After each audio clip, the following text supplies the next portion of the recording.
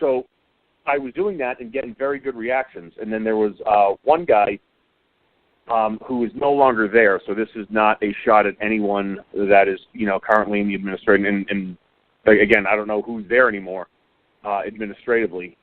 But the guy that was kind of the bridge between, WWE and FCW came down and, looked me in the eye and said, yeah, you're too bland. And I remember, Dusty just laughing at him, do you even know what's going on? Do you even watch this show?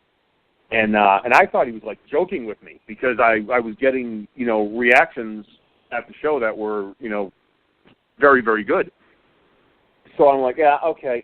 And then I got with Dusty, and Dusty was like, all right, look. He goes, they think you're bland. He goes, you keep it tight, so let's get the robe. Look like Lou says, but we'll make a presentation out of it. And I was okay. So it was like a very old school look coming to the ring.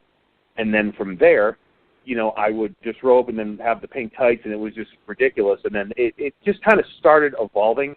And then I didn't know I was going to be a smart guy until I think it was probably the second day I was there and, called up to WWE. And that's when I heard, yeah, you're going to be the intellectual savior. So I went, okay, well, I guess I better expand my vocabulary and start, start acting smart. So that's kind of what I did. And again, it was just all how it came together. But, to me, again, the business is very simple. Make people either love you or despise you.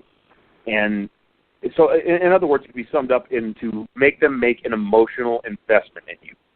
And that character, I was very, very lucky enough that, it was presented the way it was. I loved, such an old school flavors to it. Thank you. You're the guy that, the crowd loved to hate, they wanted to hate. I'm just always thinking... Yeah, and I think it was great because I got to explore, the character had a mean streak to him, too.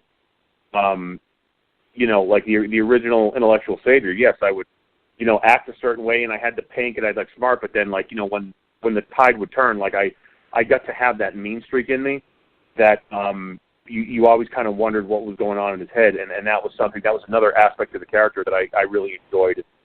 I really thought, I did a lot with and could have done more with, so. Yeah, definitely, it could have done more, because I don't know, I can't put it over enough. I just love that character. Thank you so much. When you think about just even how you held the microphone, is that something is even down to that little, kind of almost minute detail, but not so minute? Is that even something that you're thinking about?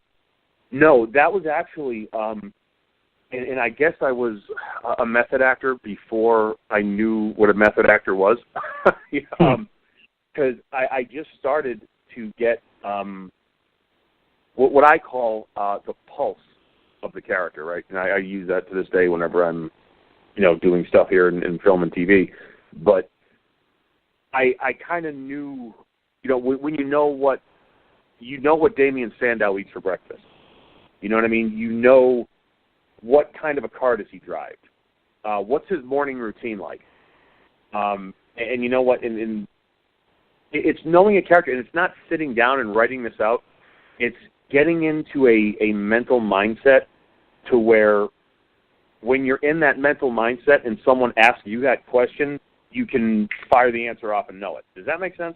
Yeah. Oh, yeah. It's going somewhere mentally.